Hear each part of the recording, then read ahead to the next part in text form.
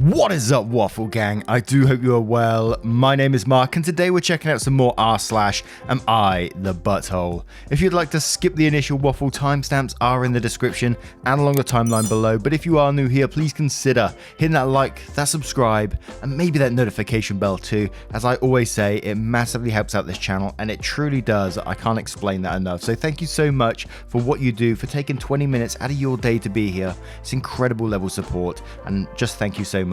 Poppy sends her love too. And let's crack on with today's stories. Much love, guys.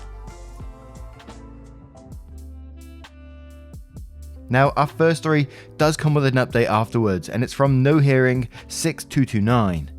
Am I the arsehole for refusing to cook for my stepchildren anymore? They are 16 female and 15 male. My husband and I have been married for 8 years. They've been living with their mum for a month because we caught the virus. Fortunately, they were with their mum and didn't catch it. Normally, we split custody. Ever since they have returned home, they have been very critical of my cooking. My husband and I usually split chores. He makes the dinner and I make breakfast and lunch. This works for us as my husband starts later in the morning while his shift ends earlier in the evening. I try to make them healthy food and spend time with them, but they have been nothing but critical. They make faces, make fun of the dishes I cooked and compare them to their mum's cooking in a manner which is really hurtful. They have been talked to and their father has even punished them. They just don't seem to care. My husband seems to think my cooking is fine. Hell, they don't seem to mind my cooking when he heated it up last week. I stopped cooking for them. They know how to cook. I taught both of them how to handle themselves around the kitchen last year, and they had no problem before this. I am worried they are lashing out over something hurtful I did. Teenagers are not known for their emotional maturity, and I feel this will further alienate them, but at the same time my mental health has improved and I do not dread mornings anymore. I still make them lunch, but I don't have to hear them talk smack about my cooking due to my schedule. My husband wants me to be the adult here and promises to deal with them. He thinks that if I start cooking it again, they will calm down. My bonus children are giving me the cold shoulder and it hurts, but I want to teach them that they have to respect people in their lives, even if they dislike them. They talked to their mum about it and she ranted at me and called me names. My husband is making them breakfast now. They don't seem to mind that change. I had made peace with them not considering me family. I don't expect them to make me a Mother's Day card or call me mum. I never expected that. That would be amazing, but I know it is not going to happen. I am okay with that. However, I just want them to treat me with respect. Understand that I am an adult in their lives who cares for them and loves them. They treat me like a servant who also pays for stuff. Now, I'm not very clued up on this kind of thing, but in my opinion, from the outside looking in, and one of my first thoughts was the two bio parents should be sitting these children down and saying, look, you can't be treating her this way. And it sounds like they're both coming at different angles from this, like the mum's attacking you over it for not making breakfast, whereas she should be saying, look, no, you guys need to treat her with respect. She's a part of your lives too. She does love you. And she is your stepmother, unless there's something deeper going on between the two of them somehow. That still doesn't excuse the behaviour, but I'm just thinking, is there an argument going on in the background that we don't know about? But absolutely not the arsehole for feeling the way you do. I would even maybe go down the path of sitting them down and saying exactly what you said at the very end of this post. Understand that I'm an adult in their lives who cares for them and loves them. Pouring your heart out sometimes works, but oh, and we should add one more thing as well. They're 16 and 15. I think they can be making their own goddamn breakfasts right now, right? But there might be a better way to approach this one as well. I'm not 100% on this one. So now we'll cover a couple of the comments, then we'll move to the update afterwards. So we'll start with Kalkiki saying, and quoting, they talked to their mum about it and she ranted at me and called me names, and then says, this is why they are treating you poorly. Your husband needs to have a sit down with his ex about bad-mouthing you to the kids. In my honest opinion, you're doing the correct thing. These are not young children, they are teenagers. They know damn sure what they are doing. You don't need to put up with this treatment just because they are kids. They are rude and their words and actions affect other people. Not the arsehole. And Icy Issue says, oh my god, they are 15 and 16 and someone else cooks them breakfast and makes their lunches. You and your husband are teaching them to remain children instead of becoming adults. It's great that you taught them their way around the kitchen, and no one should be making them breakfast except themselves, especially with their entitled attitude. They're acting like toddlers and your husband is enabling them. You are not the arsehole for setting and maintaining healthy boundaries. And Bucky1396 says, given that they didn't complain when your hubby heated up something you cooked, I think it's more likely that their mother has somehow convinced them to bully you about your cooking. And one more from Blue Princess saying, and quoting, I'm worried they're lashing out over something hurtful I did. What did you do that was hurtful? Also, what's wrong with two teenagers making their own toast or cereal and fruit in the morning? I was living out of home already by their ages and made my own damn food 3 times a day. But even at 12-13, I made my own breakfast and school lunch, and the parental figures would only ever make dinner. They are not young children. They are fully capable of making their own breakfast and lunch. I'm not voting on your arsehole rating until you answer my question about what you think they may be retaliating over.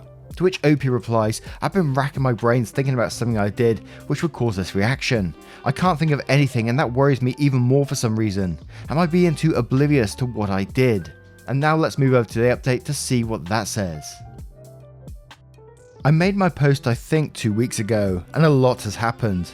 I realised that I was not an arsehole for not cooking for them. I continued not to cook for them, and they continued to ignore me. It was hurtful, but I was getting used to it. I talked to my husband about enforcing rules and talking to their mother to ensure we can solve this issue, but he is reluctant to start drama because he is afraid of going back into the court and having to change the custody agreement. However, all this took a back seat. My father received a very bad diagnosis. It is pretty bad. It sent me into a very bad place, and I was getting by on autopilot for a week. My stepdaughter walked in on me crying in my room. I think she was looking for her dad. She sat next to me and apologised. She had teared up a little and told me she is scared that I will force dad to move them permanently to their mothers. That made me cry harder. I told her that even though we may not all get on all the time, I always miss them when they're at their mothers, and the house would feel empty without them here. After this conversation, things are better now. I won't say we are doing fine, but at the same time we're doing much better than before. The people that guessed that their mother put them to it were correct. After a bit more talking to my stepchildren, what I realised that something we did really hurt them. My stepdaughter told me that we didn't call them when we were sick with a virus, but we did. In fact, we were frustrated that they didn't pick up. We chalked up to their mother's very strict screen time policy, where the phones are under her care and not with them, and being busy with classes. We just resorted to texting them. My hypothesis is that their mother knew the passcodes and was deleting our missed calls when the phone was with her, and then using our lack of calls to drive a wedge between us. I've not told anyone about this theory, but it seems like a good theory. I've let this thing slide for now, as I am more focused on helping my father with his treatment. I really want to thank everyone who commented. I know this is not a happy update, but I wanted to let people know what happened. It's certainly not a happy update in terms of your dad, and I do apologise for that, and I wish your father all the best for whatever comes yours and your family's way. But in some ways the update was positive as well, and it seems like you know what's going on with the children now, so you can positively reinforce things, hopefully. But let's move on to the next story. And our next story comes from Coffee Throwaway. Am I the arsehole for getting upset with my husband when he decided that he wanted to cut caffeine out of his diet? Yes, I know the title sounds strange, but please just hear me out. My 27 female husband, 31 male, and I have been married for about 3.5 years. We have a daughter who is almost a year old, and I am pregnant, yay, with our second child, who we found out is going to be a boy. I am so excited. So we like to go out about once a week for our date night to either a Mexican, Thai or Italian restaurant. Neither of us drink, so we both always ordered a Diet Pepsi with a lemon twist. It's just kind of a thing with us. Last week, we went out to our Mexican restaurant, and instead of the Diet Pepsi, my husband asked for a lemonade. After the waitress left, I asked him why he ordered a lemonade. I didn't mind, I'd just never seen him order that. He made the announcement that he decided to stop consuming caffeine. It just took me aback. I'm not necessarily saying this is the healthiest thing, but we both like to have coffee together in the morning, and we both like to have Diet Pepsi with dinner. I felt as if he was just unilaterally changing a relationship dynamic. When I asked him why he made that decision, he just said, I just want to see if I feel better without it. I got kind of upset with him. I kept pressing, even after we left dinner. Finally he said, well, I didn't want to say anything, but since you won't let this go, I have a problem with back knee, and as I'm sure you've noticed, I heard that caffeine can contribute to this.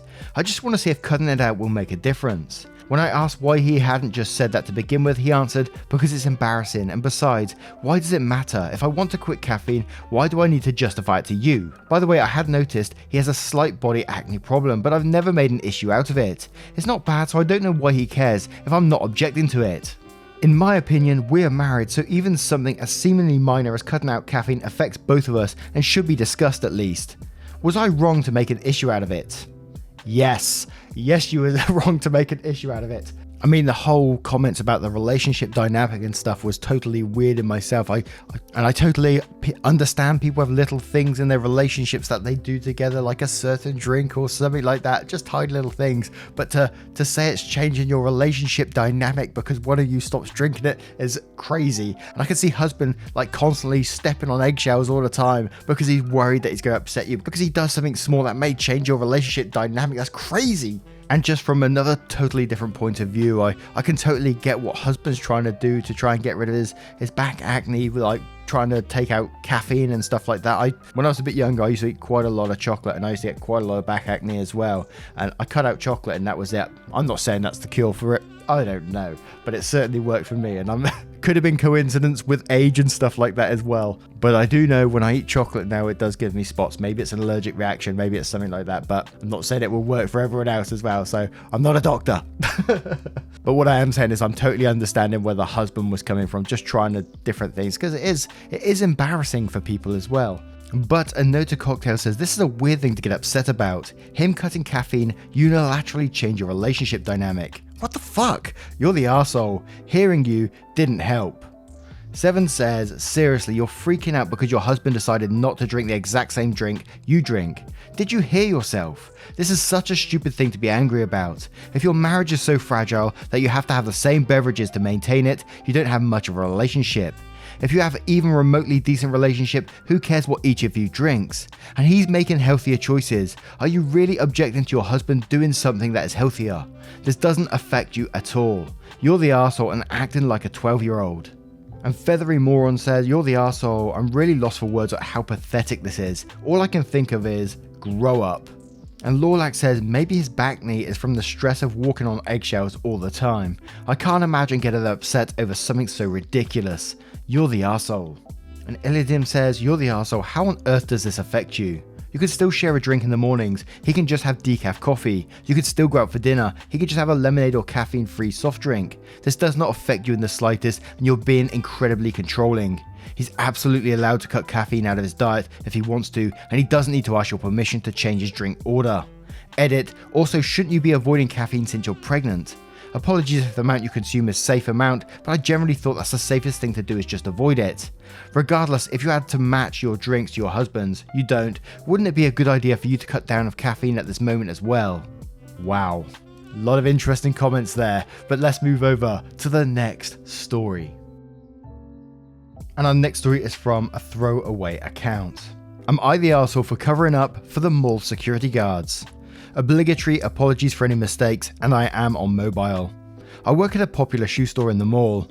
We are only open for curbside pickup and we get a ton of orders. All entrances are closed except for the food court entrance where security guards got a screen and ask you questions before they let you in. During my break, I was at the food court getting lunch. My favourite restaurant in the mall was basically right beside the mall entrance and exit. At the time there was one guard at the door, a new female guard that joined only this year. As I was waiting for food, the guard talked to a man at the door. She asked him a question and the man kept walking past her.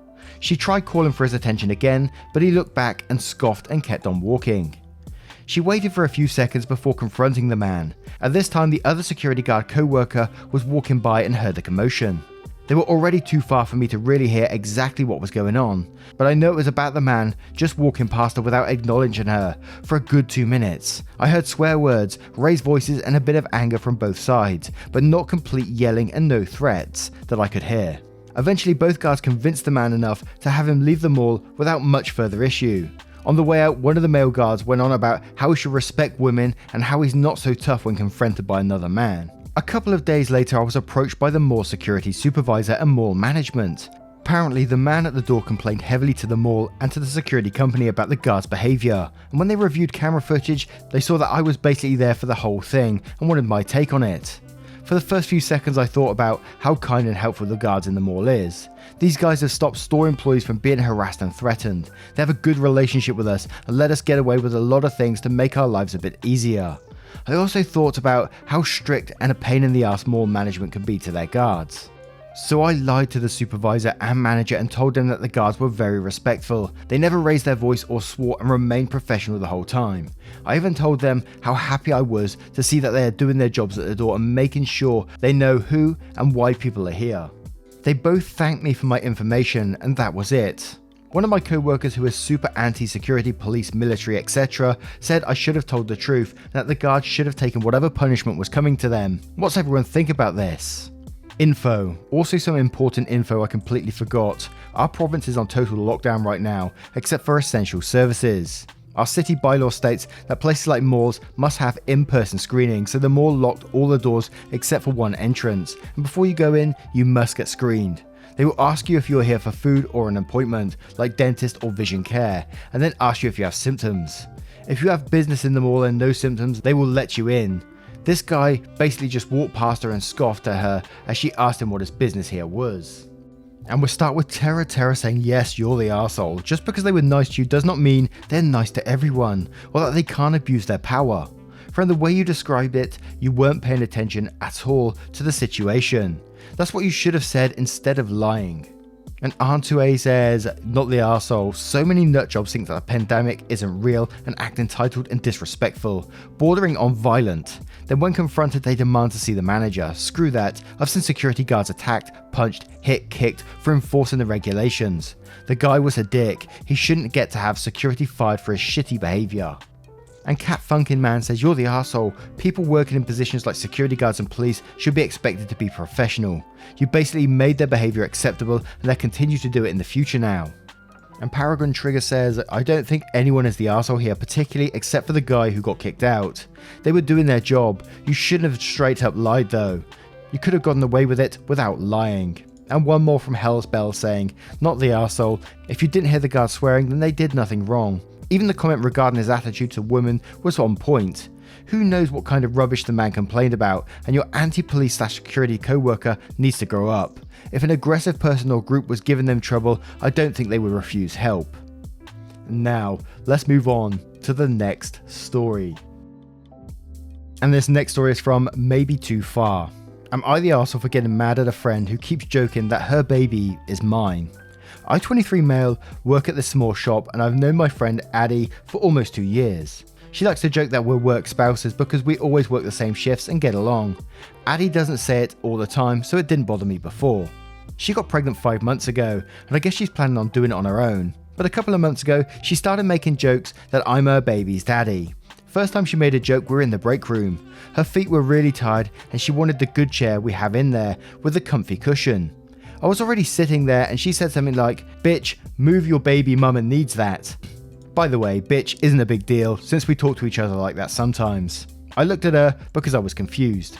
I took it as she was joking, so I told her to shut up because that baby isn't mine. Addie made a few more jokes like that, or asking me to make myself useful to help her with stuff at work because she's carrying my kid. She's only made a few of these around me and I've told her to stop bullshitting. One time I was closing up with my co-worker and she goes, hey, so is it true then? Then she says she thought we were just messing around, but that Addie was saying we hooked up once and I'm definitely likely the daddy. Everyone was starting to wonder now because she said it a lot of times when I'm not around, and that's just not even close to being true. Seriously, what the fuck? I have a girlfriend that I've been with for 5 years. Next time I saw Addie was before our shift was starting and I asked her what the fuck she's been telling everyone. Like, why would she make shit up about us hooking up? Because she's the last person I'd ever sleep with. Addie got super upset about it because to her, she was just joking around and I don't have to snap at her. But it just made me so mad that she was telling this behind my back. Our other co-workers around us saw she got emotional and went to the bathroom. We're not talking to each other, but she said I was such a dick for getting mad at her jokes when she wasn't being serious and embarrassing her in front of everyone. Now I don't know if I was being an arsehole or not. Now we've seen a few of these, like these workplace wife hubby stories where they go too far with it and even after they're told to stop they carry on with it. We've seen a few of these in the past.